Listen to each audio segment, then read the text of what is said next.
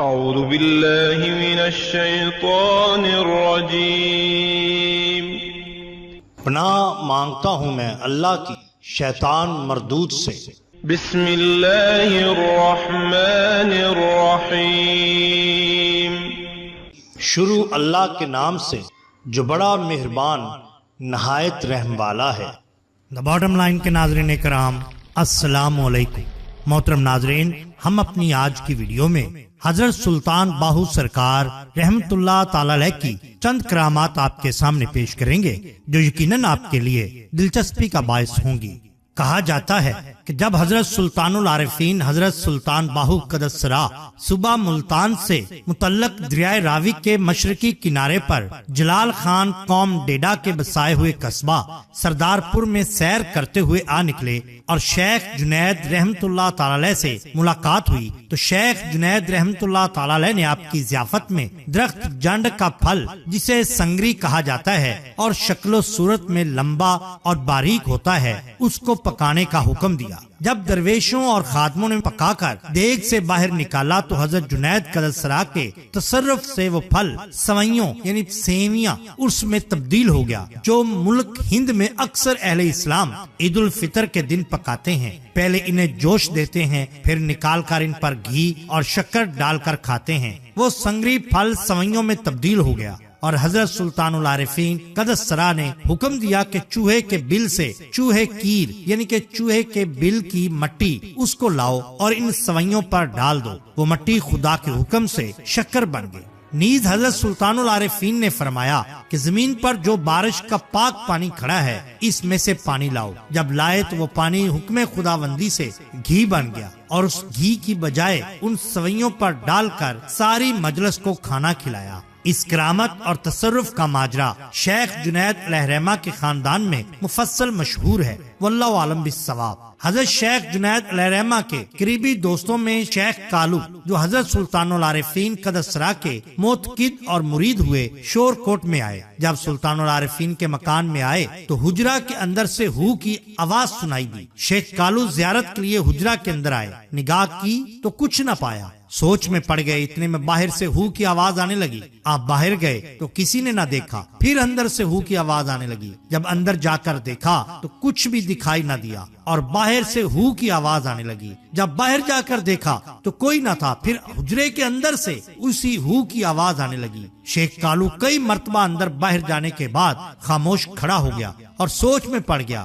زیارت کے از بس شوق کے سبب آپ بھر کر یہ شعر کہا: اندر ہو باہر ہو کچ لبیندا، ہو دا داغ محبت والا دم دم نال سڑیندا، یعنی اندر بھی ہو ہے اور باہر بھی ہو۔ ہو کہاں سے ملتا ہے؟ ہو کا محبت والا داغ ہر دم جلتا رہتا ہے۔ جب جدائی اور مفارقت اور نا امیدی کے یہ کلمات شیخ کالو سے ظاہر ہوئے اور ان کلمات سے حضرت سلطان العارفین حضرت سلطان باہو رحمت اللہ تعالی علیہ ترحم کا باعث ہوئے تو یہ ارشاد فرمایا: جتھے ہو کرے روشنائی چھوڑ اندھیرا ویندا، دوئی جہاں غلام تھیندے باہو جیڑا ہو نو صحیح کریندا، یعنی جہاں پر ہو روشنی کرتا ہے اور وہاں سے تاریکی دور ہو جاتی ہے۔ اے باہو، جو شخص ہو کو صحیح کر لیتا ہے دونوں جہان اس کے غلام بن جاتے ہیں۔ سبحان اللہ۔ محترم ناظرین اکرام، یہ شان ہوتی ہے اولیاء اللہ کی کہ یہ 3 منٹ کی ویڈیو آپ کی زندگی بدل دے گی اور آپ کو بہت سی بیماریوں، مشکلات، پریشانیوں سے نجات دلائے گی۔ ناظرین اکرام، لوح قرآنی کیا ہے؟ سب سے پہلے ہمیں یہ سمجھنا ہوگا۔ حروف مقطعات کے فضائل کے ضمن میں یہ بات بخوبی طور پر کہی جا سکتی ہے کہ ان حروف میں اللہ تعالیٰ نے جو اظہار و رموز یعنی راز اور معنی اور مطالب رکھے ہیں ان کو عام لوگوں پر مطلع کرنا اللہ تعالیٰ نے مناسب نہ سمجھا۔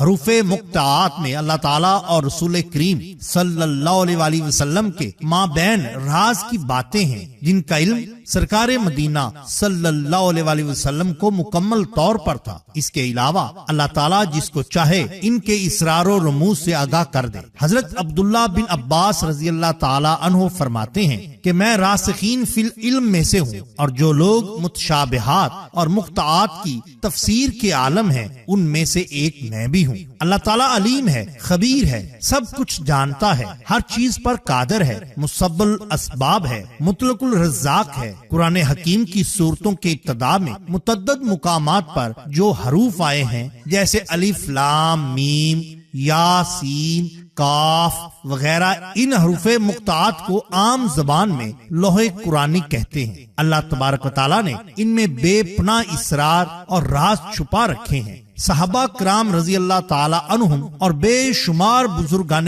دین نے ان اسرار کے برکات اور خواص سے فائدہ اٹھایا ہے۔ حضرت سلطان باہو سرکار رحمت اللہ تعالی علیہ کا کہنا ہے کہ حروف مقطعات کو اگر روزانہ بلا ناغہ مہینے کے اختتام تک تلاوت کیا جائے تو اس کے بے حد فوائد حاصل ہو سکتے ہیں۔ تو آئیے دیکھتے ہیں کہ لوح قرآنی سے کس طرح سے اور اس قسم کے جادو گنڈوں تعویذوں سے بچا جا سکتا ہے۔ سب سے پہلے تو لوح قرآنی یہ ہے،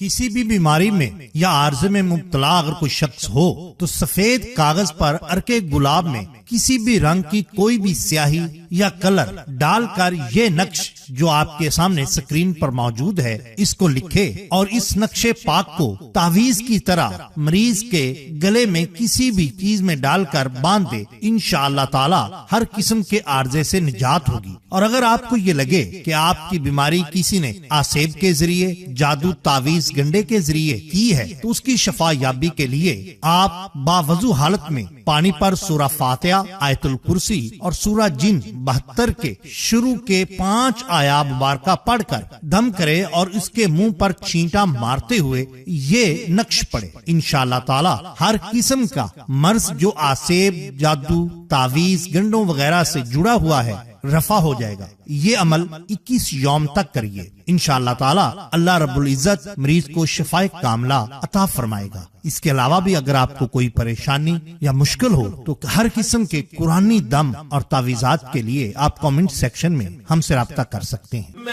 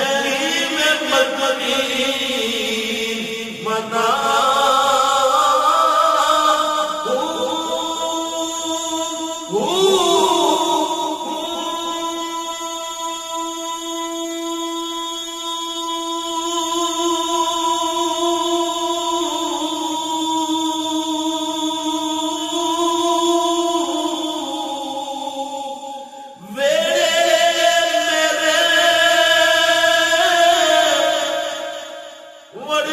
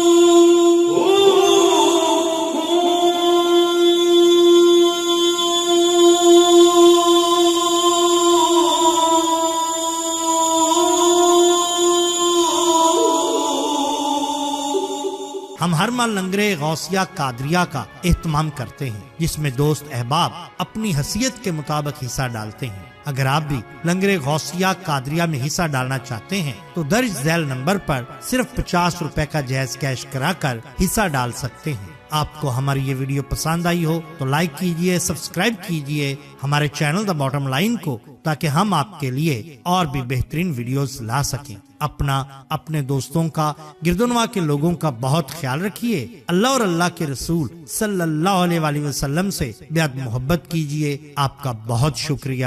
اللہ حافظ۔